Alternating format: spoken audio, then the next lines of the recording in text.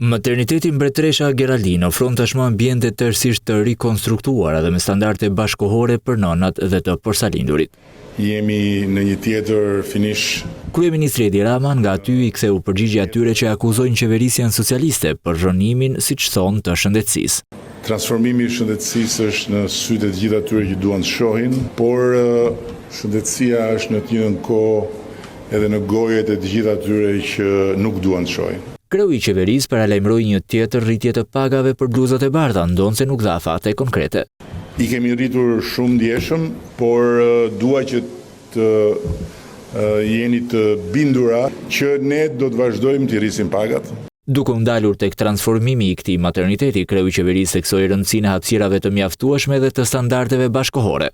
E bëjnë më të lehtë pa diskutim shërbimin, e bëjnë shumë më cilësor edhe qëndrimin e nënave dhe të fëmijëve që hyjnë dhe dalin nga ky maternitet. Kryeministri theksoi dhe rritjen e ndjeshme të numrit të ndërhyrjeve kirurgjikale në spitalet publike. Në sistemin tonë shëndetësor kryen afro 100.000 ndërhyrje kirurgjikale.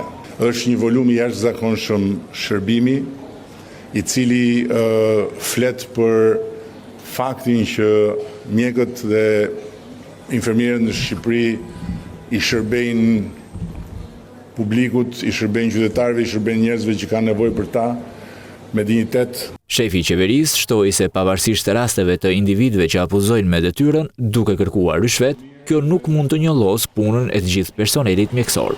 Më e mira është përpara, do bëjmë edhe më shumë, po